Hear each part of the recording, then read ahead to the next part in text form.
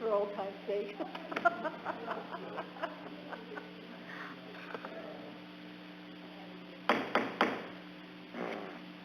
Bring the July 30th Health and Human Services Committee meeting to order. Is there anybody from the public that would wish to address the committee? Seeing none, is there any changes to the last committee meeting minutes? Seeing none, resolutions.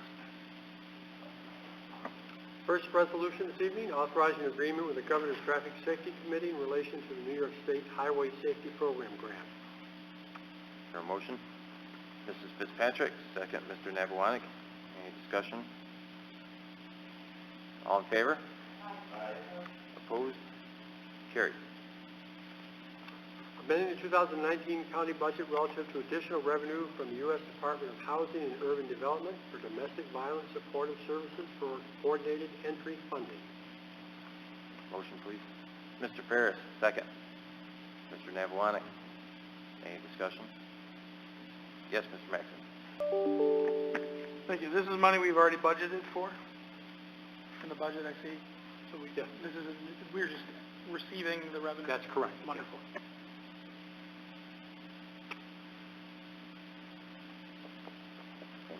Any other questions or comments? All in favor? Aye. Opposed? Carried. We have a host of departmental reports here. We also have department heads present. Thank you very much for your attendance. Any other comments or concerns, informational items to come before the committee tonight? Anything exciting at all? Who's going to be the first to make the motion to adjourn then? Yeah, Mr. Maxson, second Mrs. Fitzpatrick.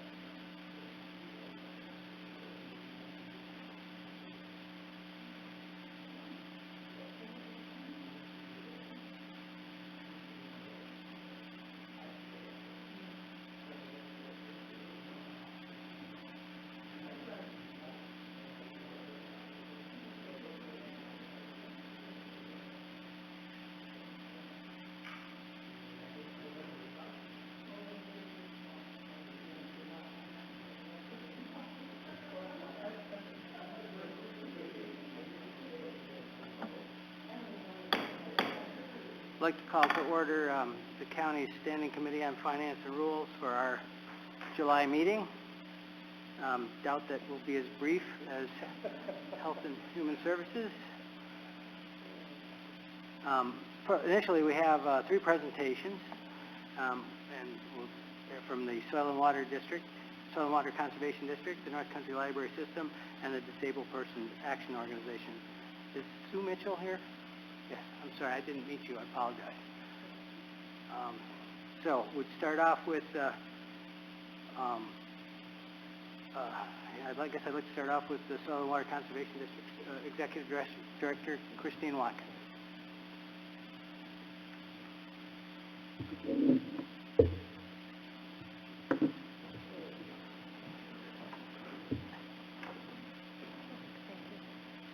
Good evening. Thank you, Mr. Monticelli, for having us here tonight. I'd also like to introduce Pat Kraft. He is also on the staff of the Soil and Water Office. Rather than bore you with reading this long statement, for those of you that aren't familiar with the Soil and Water District, we're a leader in natural resource conservation in the county, whether it's from the farming perspective, the municipality, or even the private industry. And we work with a number of agencies, groups, organizations in order to basically help protect the resources that are within the county. Here's a few pictures from some of our services and programs, and I'm going to go through a few of them as I go through the presentation. Agriculture. Agriculture has probably been the mainstay of the Soil and Water program. Soil and Water districts were formed basically as a result of the Dust Bowl. So they're the local conservation agency, and in fact the Board of Supervisors at the time for the county were the ones that established the Soil and Water District. One of the programs we do are soil group worksheets. So for a farm, they have the ability to qualify for an ag value exemption. In order to do that, they need a soil group classification done. This varies from year to year. We are seeing for 2020, we are going to have a huge uptick in workload, but on an average year, probably about an $8,000 cost to develop those worksheets for the participating farms. One of our mainstays of the ag program is our Agricultural Environmental Management Program, AIM for short. This is a tiered planning process. It's looking at farms and their environmental resources. We're looking at the good and the bad that's happening on farms and how it impacts their environment. With the tiered planning process, it gives the farms the ability to apply for different sources of funding that the state and federal government put out for us. And a newer program that's an offshoot of the AIM program is the New York Grown and Certified program. This is an additional certification program. This covers not only environmental but the food safety end of things.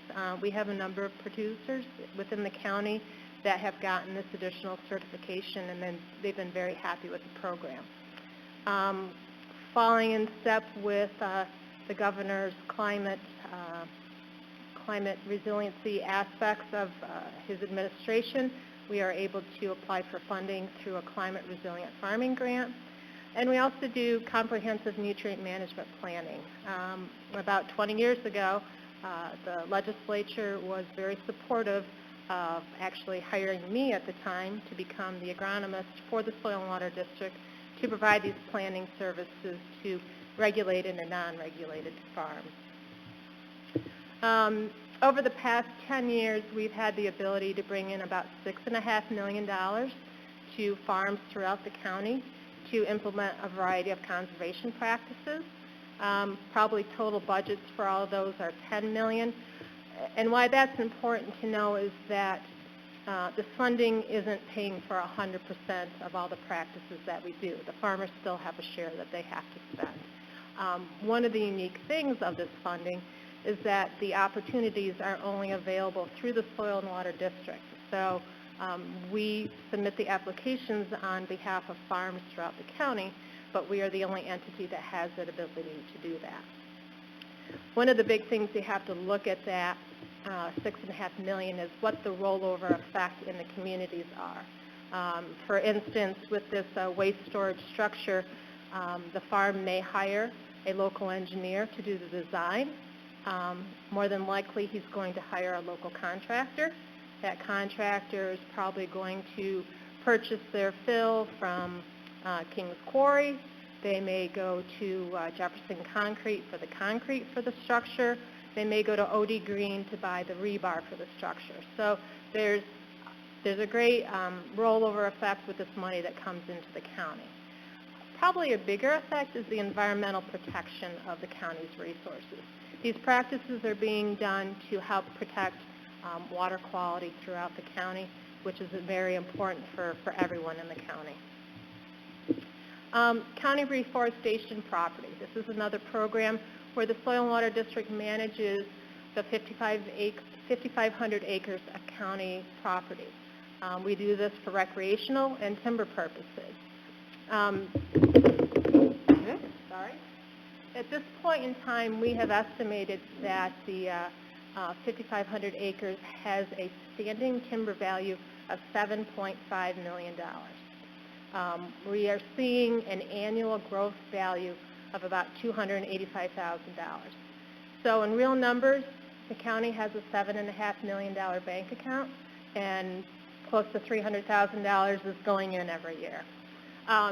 There's both social and economic benefits of this property, obviously recreation, the timber value, water quality benefits, wildlife benefits, and general aesthetics.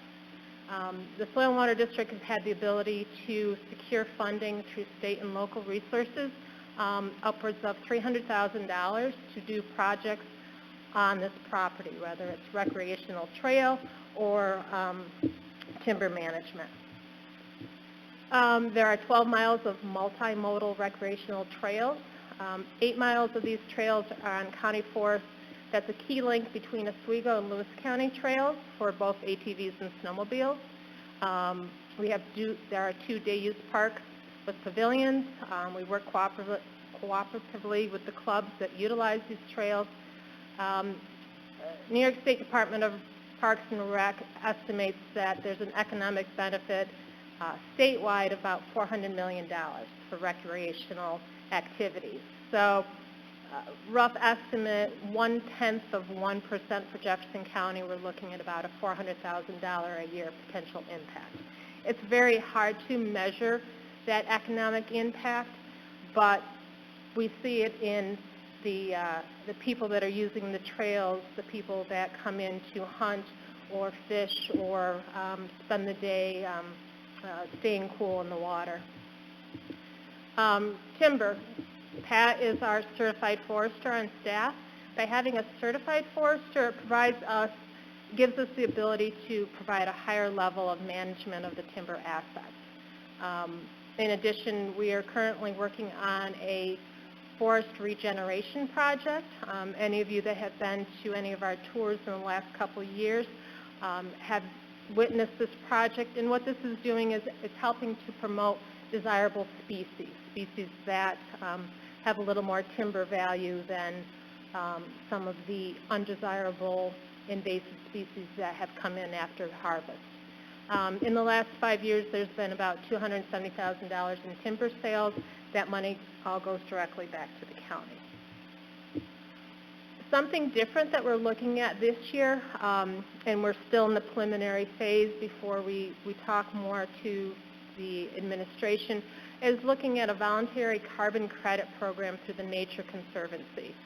There are some other counties that have been looking at this program and have already signed up to gain revenue based on the carbon credits for the forest.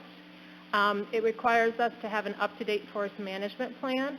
It requires a third-party certification of the land, and then it requires a certified forester to prepare, update, and administer the forest management plan.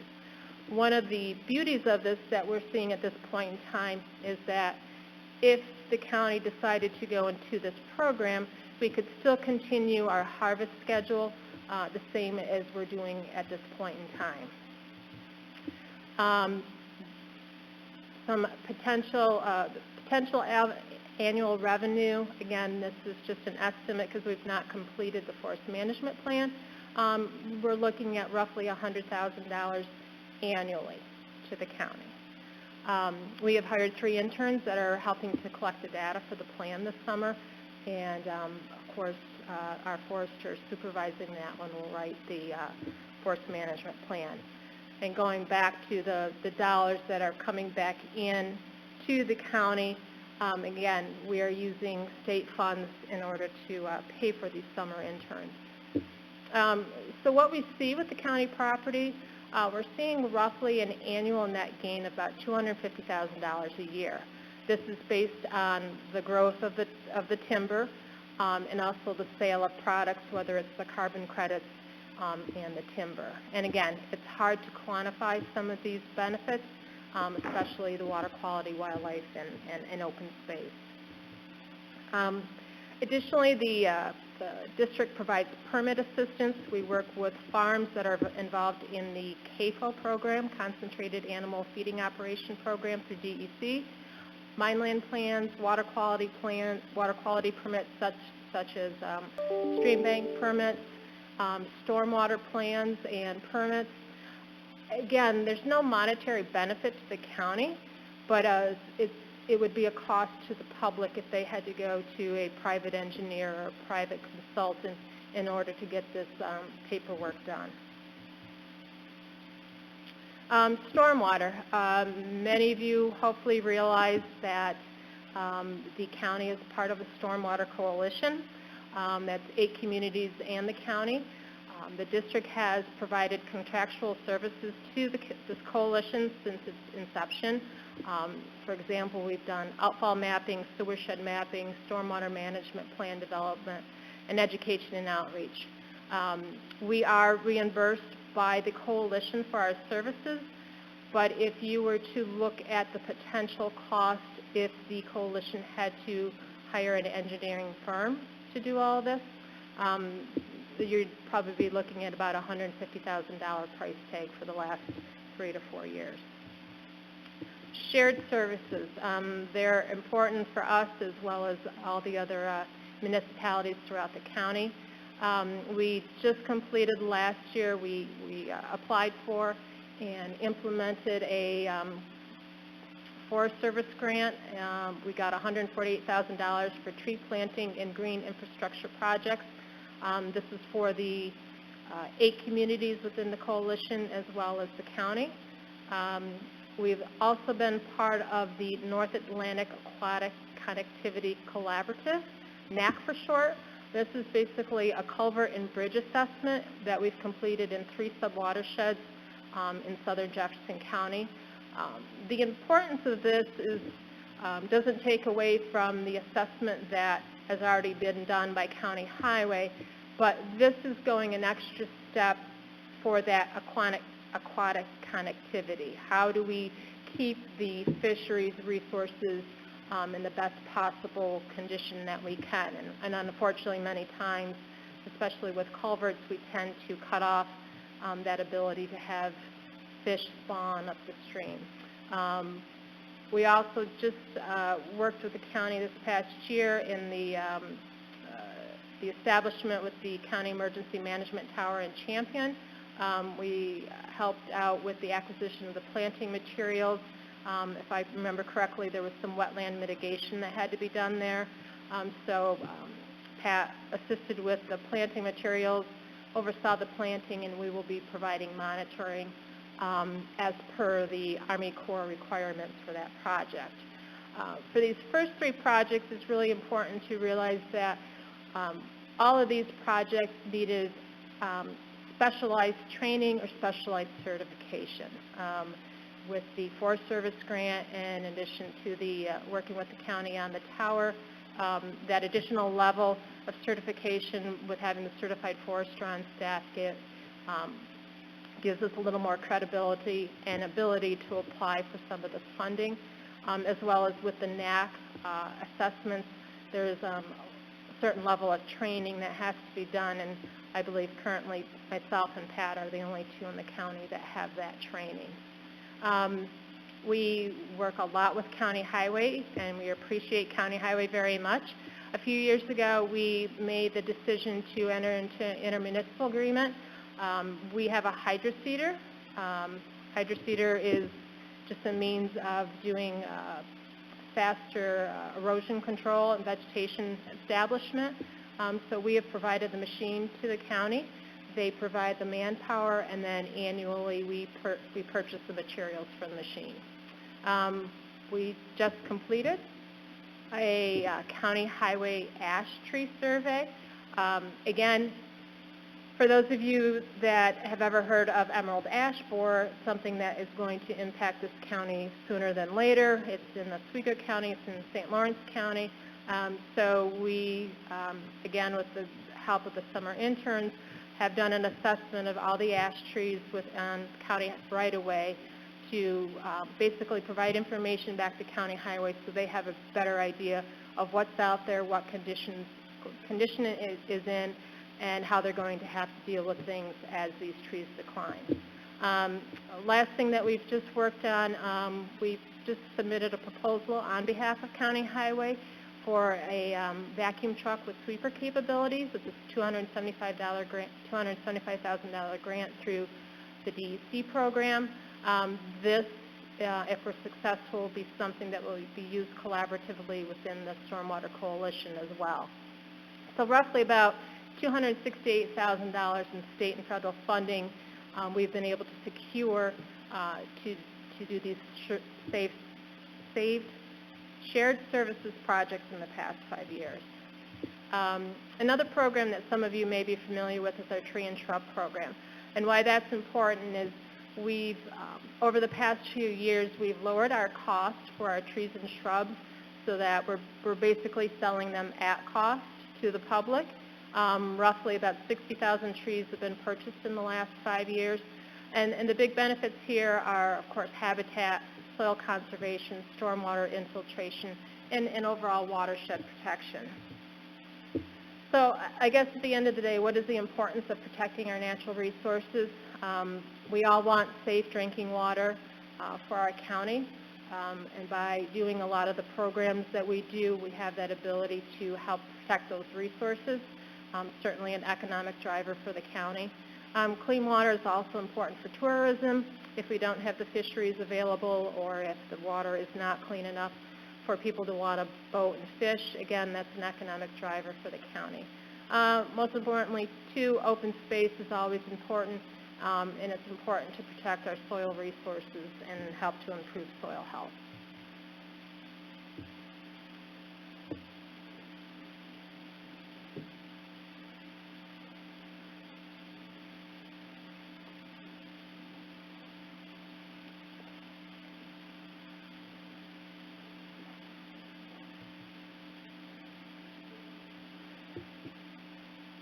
Thank you, Executive Director Watkins. If I could just make a comment, I didn't really have a good understanding of what soil and water conservation was until I heard about the city of Toledo not able to use drinking water because Lake Erie was filled with algae due to runoff from farmland. And other sources. Pardon? And other sources.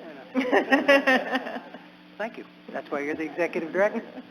And I'd also like to commend you on I'm going to say, improvement at the agency over the last 6 years. I'll just leave it at that. Thank you. Do we have any questions for the Executive Director?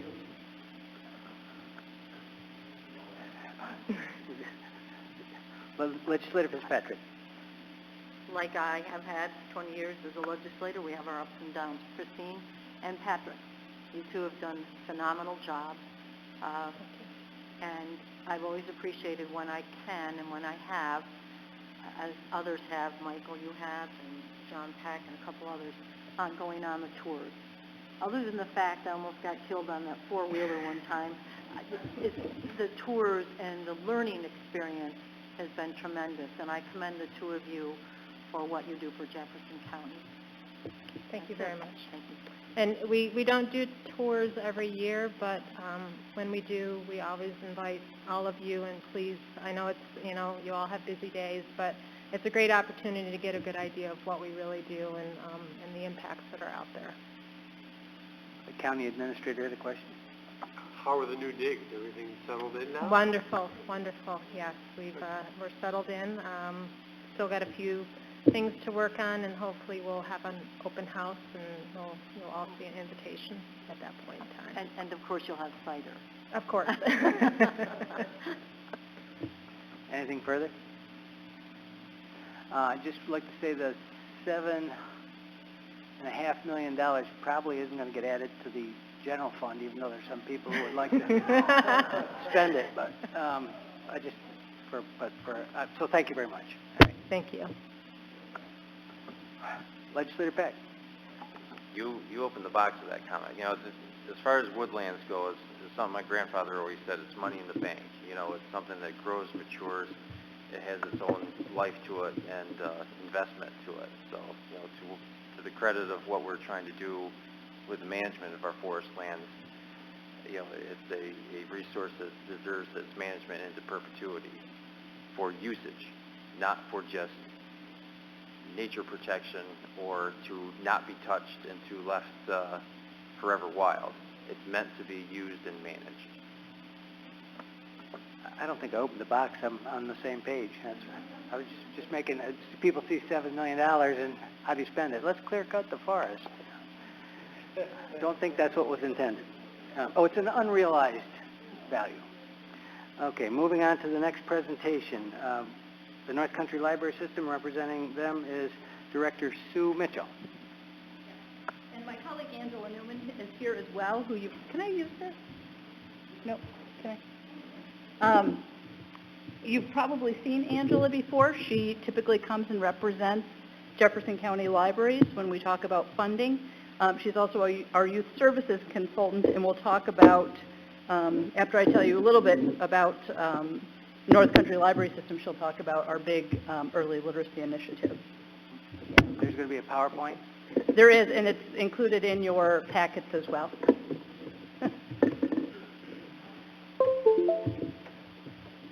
So I don't know how many of you know about North Country Library System.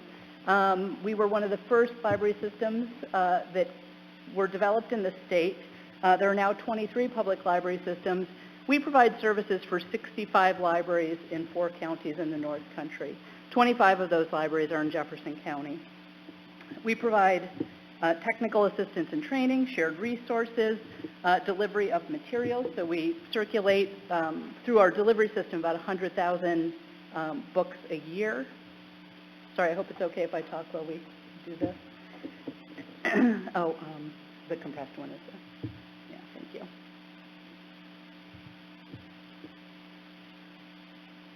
you. Thank you very much. We also disperse aid. Let me just make sure I know. We also disperse aid on behalf of New York State. And we also, I don't know if any of you know, we also disperse construction aid, which comes to the Dormitory Authority because we are a part of the State Education Department. So North Country Library System disperses about $1 million a year to our libraries for projects. We also help them apply for SAM grants and other state, federal, and local funding that they get for projects. The reason that's so significant is because nearly 100% of the time they are hiring local labor and using local materials, so we're bringing that money from New York State into our area.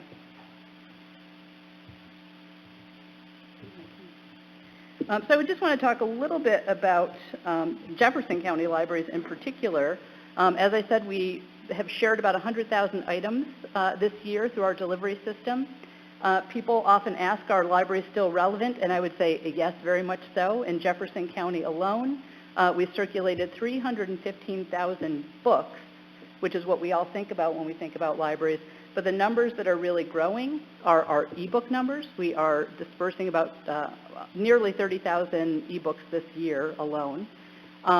We had 57,000 public computers that were used in Jefferson County this year. So someone came in and actually initiated a session. We also had over 115,000 Wi-Fi sessions that were initiated by patrons in Jefferson County alone. The reason this is so significant, especially this year and next year, is because we know the census is coming, and our libraries are working on helping to initiate the census in their communities and give people a place. As you all know, it's going to be online in 2020.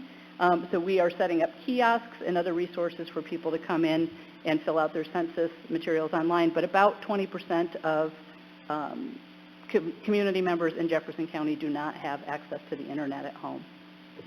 So that's really significant. We measure outputs, which is what we have here in front of us, 51,000 card holders, number of books that circulate. But we also look at outcomes in our libraries, and I want to talk a little bit more about that today.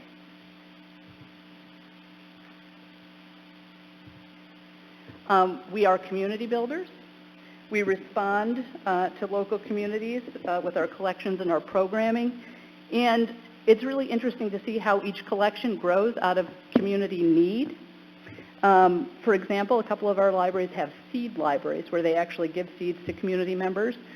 They often will help start those seeds. DePauville got a grant this past year to build a greenhouse, and they have a really magnificent seed library that's very well developed. They also were doing hay bale gardening and showing community members how to do that and grow their own food at home. Osceola is probably our most isolated community, I would say. It's hard for us often to get there for our deliveries in the winter.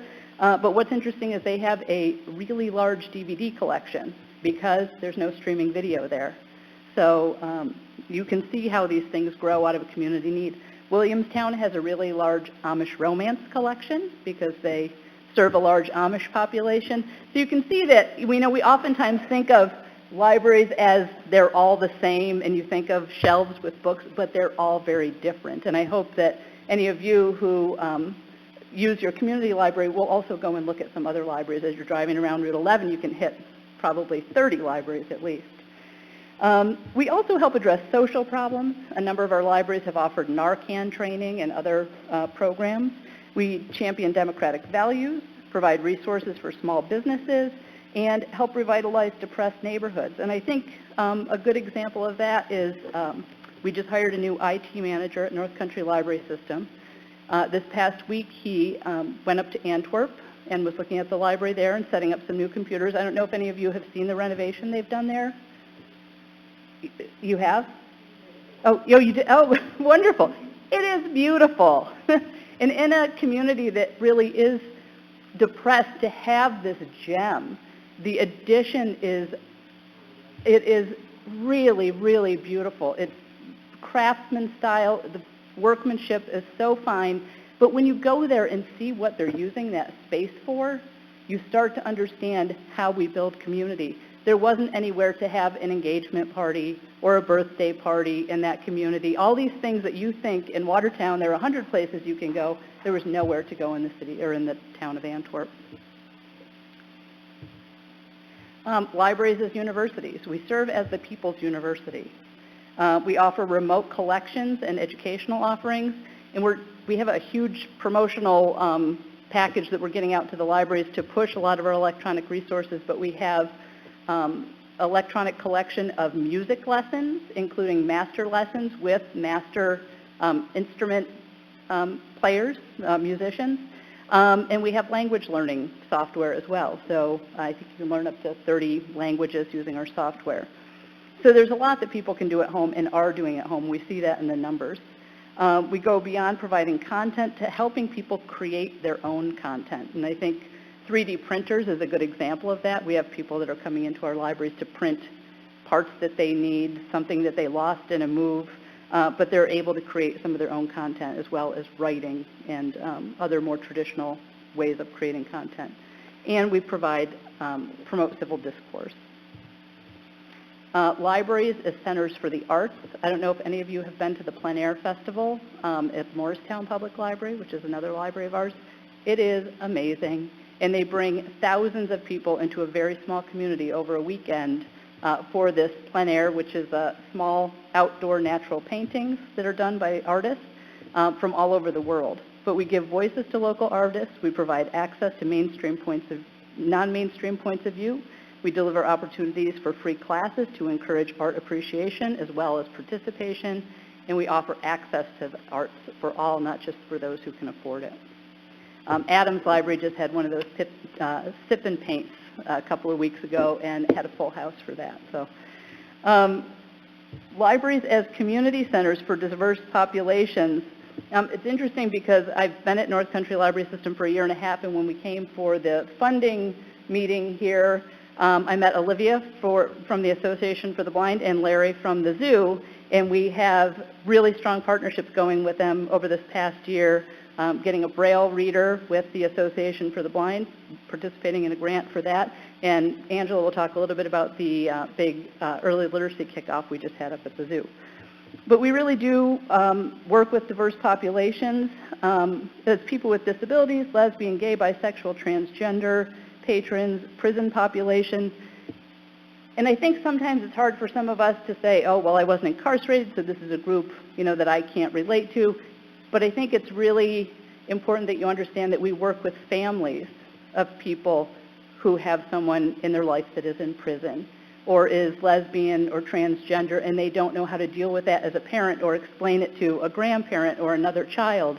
And so not only are we working with the populations, but also the people that are affected by some of the things that are going on in homes and in communities. And also, North Country Library System mails books to about 400 patrons, mostly elderly patrons, who cannot go to a library. So we're probably the only organization in the county that really works with people from birth through old age, and that's even beyond when they can really physically use the library. We're either providing electronic resources or mailing them materials.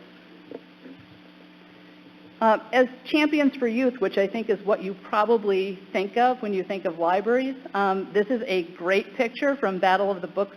This is the Canton Free Library team that won last year, two years ago.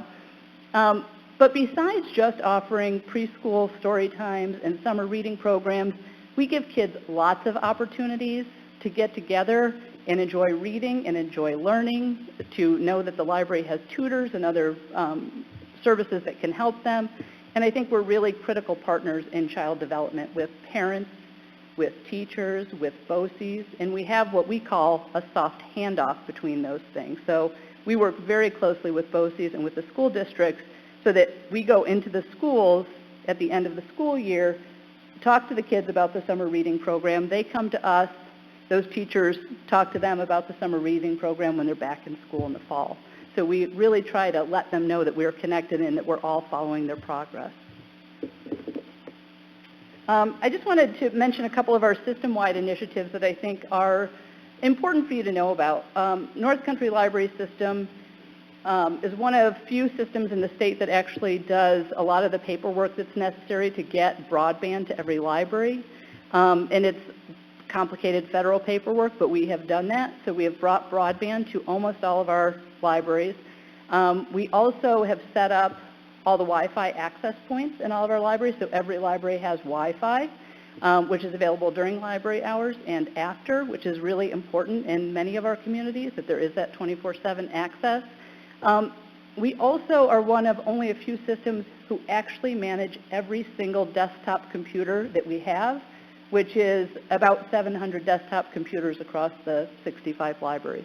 But we manage every single unit. We install it, we keep the updates going, but most of our libraries are so small that they wouldn't be able to afford their own IT staff, or that would be something that they would be asking a municipality or a county to help them cover. So we do a lot of that. We have mobile maker labs and Wi-Fi Chromebook checkout program, and that was made available through funding from Spectrum. But the maker labs, and you can see 3 of our librarians are learning to use one of the labs, which is Cubelets, which is magnetic cubes that can get put together to be made into robots that have senses and can do different things. But Spectrum thought it was really important, and I certainly do too, that the kids in our community have access to the same technologies and the same services as kids in other communities. I came from Onondaga County Public Library System, and I had the Fayetteville Public Library, which is one of the top, you're from Fayetteville? One of the top libraries in the state. Their per capita spending is about $250 per person. Most of our libraries are around the $25 per person mark here in our 4-county area. And what I want to do is make sure that the kids that live here have the same kinds of experiences as the kids in Fayetteville, because they're all going to end up at SU together, or Notre Dame, or OCC, or JCC, and I want to make sure that they're all going with the same experiences. We're also supporting the 2020 census, which I think is really significant, and there's a separate handout in your packet that talks about where we are going to see potential undercounts in each of our 4 counties, and we're trying to target communities where we think we're going to see those undercounts. Senior Planet Technology Training is a group out of New York City that we've been contracting with to do technology training just for seniors. And when they came into the North Country, after being in New York City, they realized they needed a different model, and they actually take devices to seniors' homes and teach them how to use the device and how to connect to the online course so that they can do either all or part of the course at home, but participate with others in the course. We've been working very hard on getting all of our libraries to go fine-free for children's materials, because all the research shows that kids that read, and even just kids who have books in their homes but are not reading, do better in school than kids who do not have books in their homes. So we want to make sure that a small amount like $2 or $5 in overdue fines doesn't keep kids from reading or participating in library activities. We are seeking a grant right now and hope to get it soon for the Imagination Library Program, which is a program that Dolly Parton started, where a free book gets sent to a child every year for every month for their age 0 to 5. So from birth through age 5, they get a free book sent to their home every month. So they're building their own library. And in Onondaga County, they did a research project around this program through the Community Foundation in Lemoyne College, and they found very significant positive impact of the program on kindergarten readiness in the most impoverished census tracts in the city of Syracuse. So they saw they didn't go to the wealthiest neighborhoods, they went to the poorest neighborhoods and saw that kids were really kindergarten ready, and when they're kindergarten ready, they are much more likely to be ready for or reading at grade level in 3rd grade. And then the Talking is Teaching campaign, which I'm going to let Angela talk about since she's heading that program up. Hi all. So Talking is Teaching has been a main priority for us in 2019. It is a national public awareness campaign for early literacy that encourages grown-ups to talk, read, and sing with the young children in their lives, because that helps get young children ready to read. We know that in our area we have English language arts test scores that are lower than the state average. But we also know, as Susan mentioned, that when children enter kindergarten ready to read, it's a predictor of future grade level reading and school success. And that the best way for us to support that is to encourage that brain development that happens between birth and age 5. So there we are. It is a community-wide campaign that really focuses on 3 main components, and I've brought 2 components with me. I suppose I am a trusted messenger, but we can talk about that in a second. So the 3 main components are trusted messengers, environmental prompts, and high-quality tools. I have brought an example of one of our toolkits. We had and are having many kickoff events this summer at our member libraries, and are giving away these toolkits at every one. They're comprised of the branded library bag. They also each contain a free book, whether it's a board book or a paperback picture book, as well as tips for parents about how to talk, read, and sing with their infant or with their toddler, and as well as some developmental milestones that are important to know. So that is the high-quality tool. Oh, I'm super loud now. So those are examples of high-quality tools. You can see the milestones map. That is one of the items in our toolkit. Environmental prompts, I've brought an example of that as well. We have distributed 10 different themes of these Let's Talk About posters among our member libraries and community partners like daycares and Head Start. And essentially, when they were designing Talking is Teaching, parents really embraced the message, but they were looking for some, just a little boost to push them into those meaningful conversations, to that talking, reading, and singing, and that's where the environmental prompts come in. We started with the posters, but as campaigns evolve, they can evolve into bus shelters. There's a laundromat campaign. There's a playground campaign. And, even in grocery stores, they'll have signs in the produce department that'll say, this apple is green. What else do you see that is green? And it really encourages those interactions between parents and their young children. The final component is trusted messengers. As a youth services librarian, I consider myself a trusted messenger. But other trusted messengers in communities could be healthcare providers, faith leaders, anyone that parents look to for that information that they trust. And so we're working to build those partnerships now and to develop existing partnerships that libraries have with those trusted messengers, because we really do want parents and caregivers to take this message to heart. Because when children are reading proficiently, as Susan mentioned, you will see more school success, you will see higher graduation rates, and ultimately adults who are critical thinkers and problem solvers. So that's what we're really hoping to do with this. As I mentioned, we've had multiple kickoff events throughout all of our 4-county region. Our NCLS one was at the zoo. We developed some more environmental prompts. We took some of the New York State animals and developed essentially expanded Let's Talk About posters for each animal. You'll see one pictured there. We also did storytelling walks, which were a big hit, which 2 of them are still up there, so you can get up and see them if you like. But it was a wonderful day for families. We had craft activities, we had story times, and it was just a lovely way, and we handed out our toolkits as well, and it was a lovely way for us to really get the message out there about talking is teaching.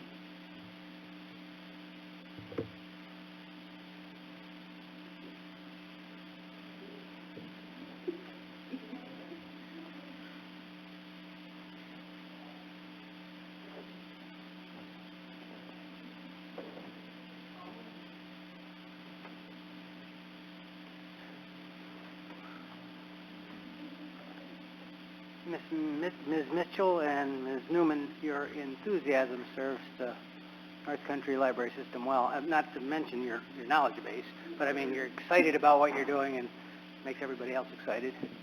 I'm going to find some 5-year-old to read about apples in the grocery store. Do we have any questions for either of the ladies? Legislator Pack? Thank you. I'm just curious, as far as the environmental prompts with the talking is teaching, obviously what you showed there is more towards urban areas. What do you have or developed for the more rural communities? I would say it really depends on what direction the community has and what resources it has at its disposal.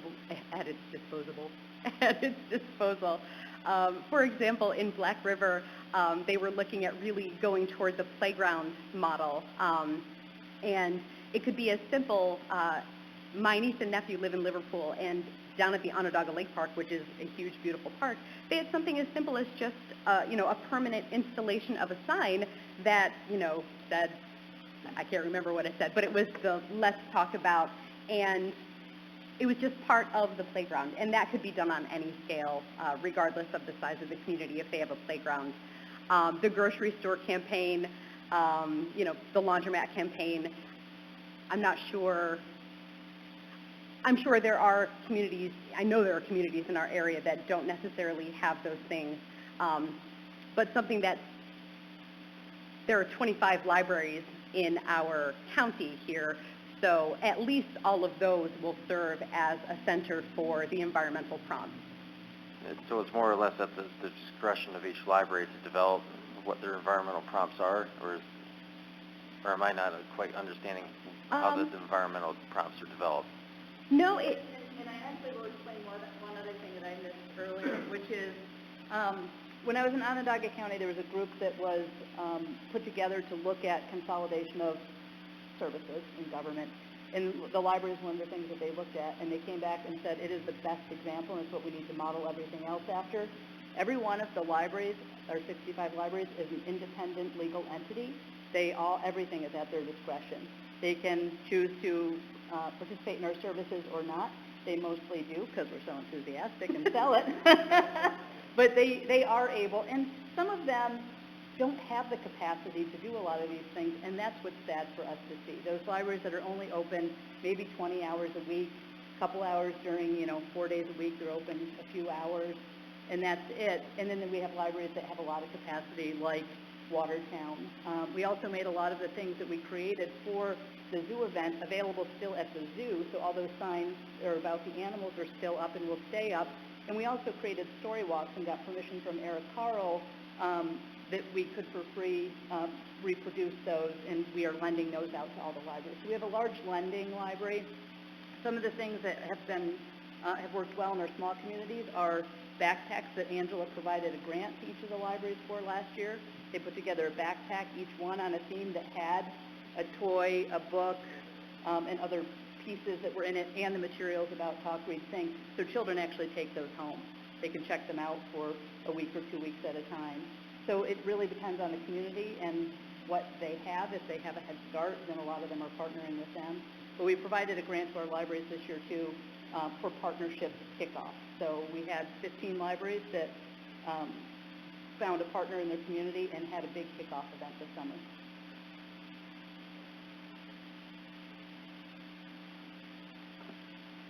Legislator Fitzpatrick. First of all, I want you to know that in Fayetteville, it used to be the little White House on Genesee Street before the Stickleys offered the building.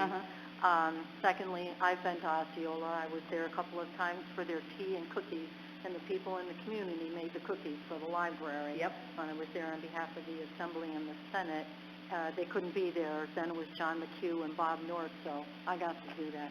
I should have had GPS back then because that was... You know what? It wouldn't have helped you because No. you can't actually get a signal. You can get to town, but you cannot leave. They actually helped me get out of town. Yeah, So I followed someone. And thirdly, when I was younger, in my second life probably, I was his first science teacher. And the students with the building, the North Country Library on West Main Street, back in those days, late 70s, the movies were on the magazines, the big metal, whatever they were, circular things. And I had the kids pick out, I had the list of movies because they had all done well on a test. And they wanted to do a movie called The Night of the Living Dead. I had never seen it, and this is, well, that was my first marriage, but whatever. And this is so-and-so. It's good, it's not good, it's okay, it's okay. I put that on, and I'm going to tell you, today I probably would have been fired. I couldn't even let them finish watching it, but I loved going down there and using that for resources. Yeah, and we still allow BOCES to come in. We've offered all of our resources to the zoo, so we try and make them available to any not-for-profit. They can borrow all of our puppets, any of our mobile maker labs. And by the way, my grandchildren still have they didn't even live in this area, but they still have their Flower Memorial Library cards. Oh, good. Further questions or comments? I would just like to thank you for giving us your time this evening and for the insightful presentation. Thank you. Very good, thank you. Great job.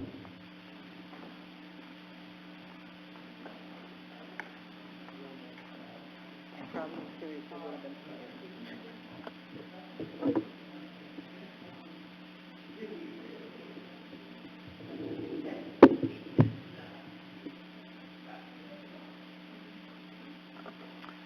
Moving on to our third and final presentation, we have the Disabled Persons Action Organization, also known as the DPAO, and we have Foundation Director Tim Dermody.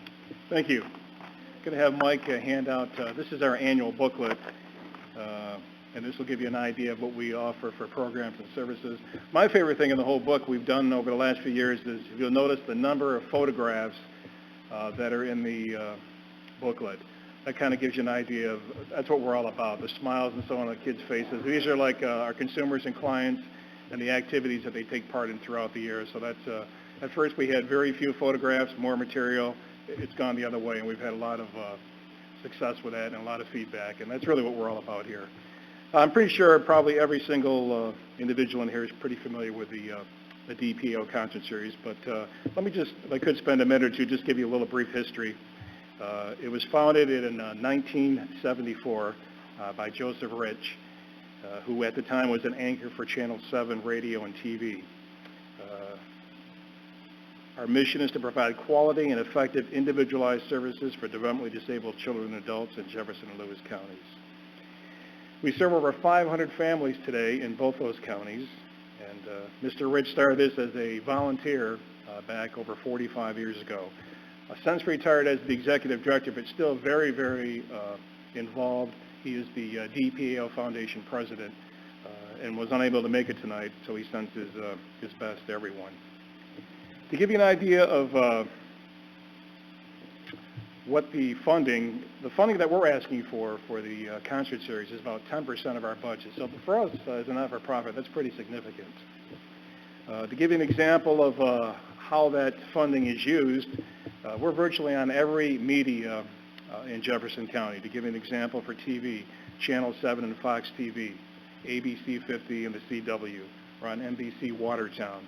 We're on Spectrum Cable and Castle Cable. For radio, we're on the two major community broadcasters, which includes Magic 103 and The Border.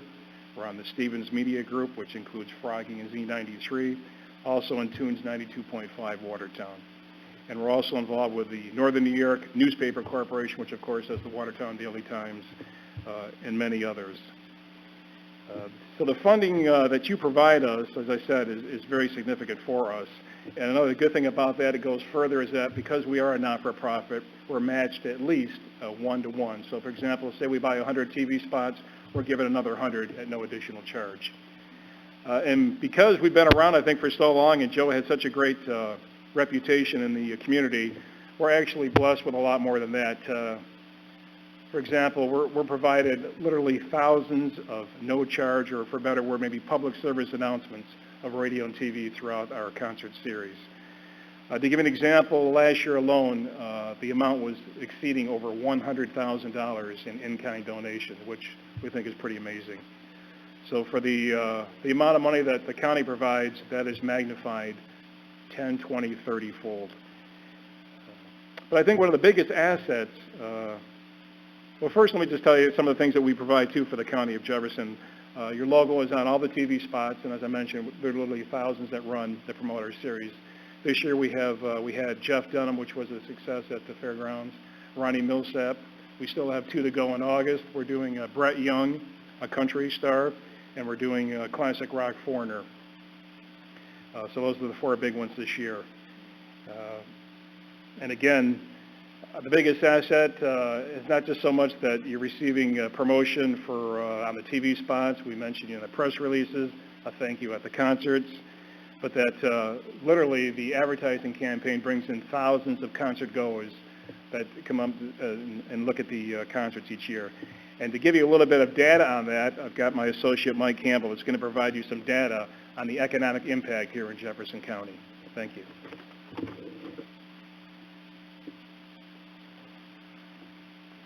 Don't worry, I won't stand up here and bore you with a lot of data. I'll just give you a brushstroke. As Tim said, DPAO has been hosting concerts for over 40 years and has brought to Jefferson County some of the biggest names in the entertainment business, who contribute significantly to the quality of life and equally significant to financial impact of the local economy. In 2016, DPAO secured the services of the Center of Community Studies at JCC to identify the economic impact the series has on the area, and in 2018, it was updated. The results found that over a 7-year period from 2012 to 2018, DPAO created an economic impact of $13,920,000, almost $14 million. The average annual attendance is 9,700 people, and on average, each concert attendee spends $212. In 2018, as an example, we invested $590,000 in our concert series, and the economic impact was over $2 million. So again, I've got lots more data. I won't bore you with it, but I'm available for questions. So at this point, I would ask, are there questions for either of the gentlemen? Well, I would say thank you very much for giving us your time and the information this evening. Thank you very much.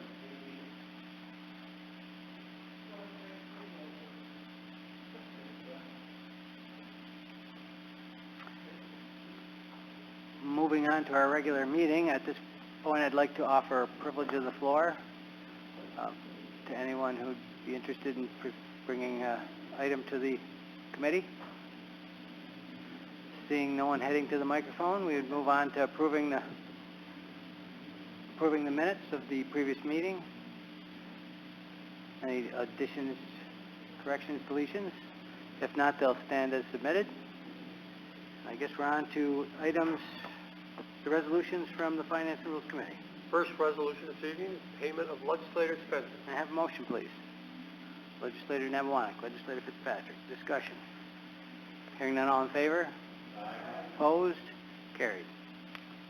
Amending the 2019 county budget relative to additional state aid for Board of Elections and authorized agreements in relation thereto. Motion, please. Legislator Johnson. Legislator Fitzpatrick. Discussion. Hearing none, all in favor? Opposed? Carried. Next, amending 2019 county budget relative to additional state aid for the Board of Elections in relation thereto. I just read it again. Amending the 2019 county budget in relation to employment and training department. Thank you. Motion, please. Legislator McBride. Legislator Cantwell. Discussion. Hearing none, all in favor? Opposed? Carried. Amending the 2019 county budget for tax software. Motion, please. Legislator Nebelonik. Legislator Fitzpatrick. Discussion. Hearing none, all in favor? Opposed? Carried. Appointing county highway superintendent. Honestly, when I saw that in the resolutions, I thought, oh my God. Who? Phew. Well, it scared me. Then I realized it was reappointing. Motion, please. Legislator Cantwell. Legislator McBride. Discussion. Discussion? Nobody? Hearing none, all in favor? Opposed? Carried. Amending the policy of Jefferson County Board of Legislators in regards to the abatement of real property and other taxation for alternative energy projects. Motion, please. Legislator Johnson. Legislator Nebelonik. At this time, I'd ask for discussion. Could we have the county attorney give us some insight? This is probably the third time now you've seen this policy. Continues to evolve. Anyone who's paid attention to the press releases would notice that we're seeing what seems to be an avalanche of announcements of solar projects now wishing to locate themselves in Jefferson County. What we're attempting to do with this latest amendment is set up a procedure under which those solar projects that would be less than 25 megawatts in size, which the majority of them certainly will be. We've heard of, I guess, one now that will be larger than that, but that would be handled under the state's Article 10 procedures, so it really wouldn't be terribly relevant to this policy. How they would be, what we're attempting to set up as a procedure for how it would be evaluated for a pilot under Real Property Tax Law 487, which of course sets out a procedure that the county can insist on having a pilot. It would be for a 15-year period. What we're saying is, after consulting with a specialist in appraisal of these projects, John Zukowski, that we would be appraising these projects on an income basis, that we would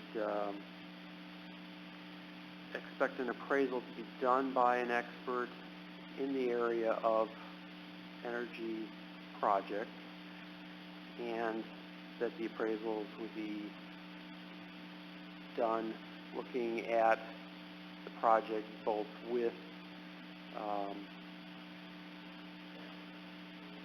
full tax credits being applied to the project as well as without, and that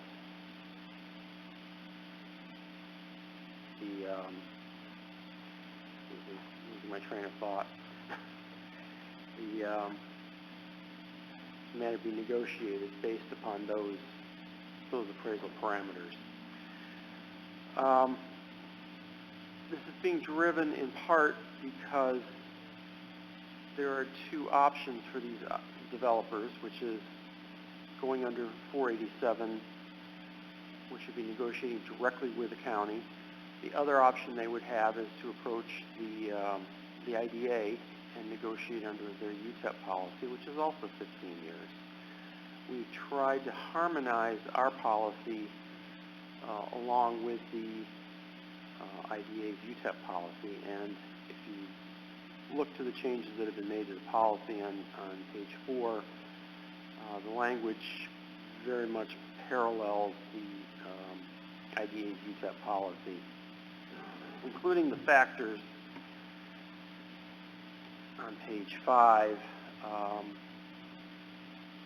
that the county can look to for negotiating the various levels of abatement. The other change that has been made, and this just occurred yesterday, is, that's been laid on your desk just tonight, is on page 3, the second paragraph. We've taken out the reference to putting a floor in the amount of megawatts that we will consider a pilot for, rather than saying it was going to be 2 to 25. We're going to say now that as long as it's a project that's proceeding under the community distribution agreement model, we will expect the pilot, because we've now seen a couple of examples of less than 2 megawatt projects proceeding under that model. So we're just going to use that definition. That will leave out any specific individual developments, someone who's using solar to provide electricity to their home.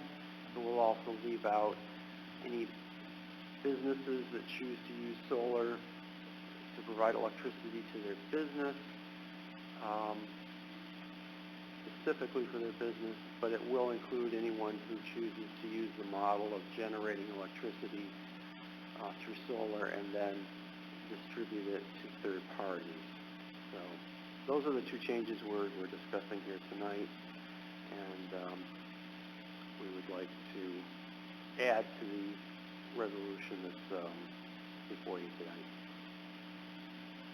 Is there further discussion after hearing that? Okay, then I'd ask that we approve the vote on the motion. All in favor? Opposed? Carried. That was easy. The last resolution this evening is authorizing grant agreement, State Environmental Quality Review Act determination, and amending the 2019 county budget in relation to the 2019 Community Development Block Grant Award from the New York State Office of Community Renewal. Motion, please. Legislator McBride, Legislator Cantwell, discussion. Hearing none, all in favor? Opposed? Carried. Moving on to the General Services sponsored resolutions. First one this evening is authorizing agreements in relation to the construction of the Aircraft Rescue Firefighting Facility at Watertown International Airport and amending the 2019 county budget capital plan. Motion, please. Legislator Nabolani, Legislator Cantwell, discussion. Hearing none, all in favor? Opposed? Carried. Amending the 2019 county budget and capital plan in relation to the Watertown International Airport environmental assessment, land acquisition, and obstruction removal. Motion, please. Legislator Nabolani, Legislator McBride, discussion. Hearing none, all in favor? Opposed? Carried. Authorizing agreements with the New York State Department of Transportation in relation to the New York statewide opportunities for airport revitalization marketing grant for the Watertown International Airport. A motion, please. Legislator Johnson, Legislator Cantwell, discussion. Hearing none, all in favor? Opposed? Carried. Amending the 2019 county budget in relation to the fiscal year 17 and 18 Homeland Security Grant Program Fund. Motion, please. Legislator McBride. Legislator Fitzpatrick, discussion. Hearing none, all in favor? Opposed? Carried.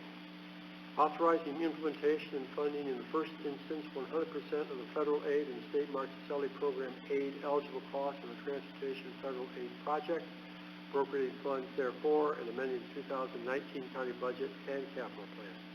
Motion, please. Legislator Cantwell, Legislator McBride, discussion. Hearing none, all in favor? Opposed? Carried. Amending the 2019 county budget in relation to the Highway Department CHIPS funding. Motion, please. Legislator Johnson. Legislator Nebewanek, discussion. Hearing none, all in favor? Opposed? Carried. Amending the 2019 county budget to recognize insurance recovery and allocating same to the Sheriff's Department budget. Motion, please. Legislator McBride, Legislator Johnson, discussion. Hearing none, all in favor? Thank you. Opposed? Carried. Okay. I guess the humor in it is that I just always wonder what happens if nobody makes the motion. Then what do I do? Yeah, well, I've seen it done that way, but okay. All right. Resolutions from the Health and Human Services Committee. There is one, amending the 2019 county budget relative to additional revenue for the U.S. Department of Housing and Urban Development for domestic violence support services for coordinated entry funding. May I have a motion, please? Legislator Fitzpatrick. Legislator Cantwell, thank you. Discussion on the motion. Hearing none, all in favor? Opposed? Carried. At this time, I would ask for a motion to go into an executive session for the purpose of discussing a particular employee. Legislator Johnson. Legislator Nebewanek. We are going to go into an executive session. The DA would stay, I hope.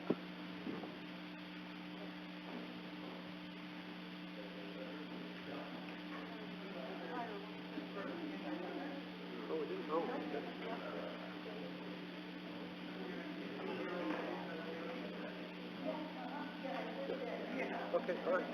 Okay.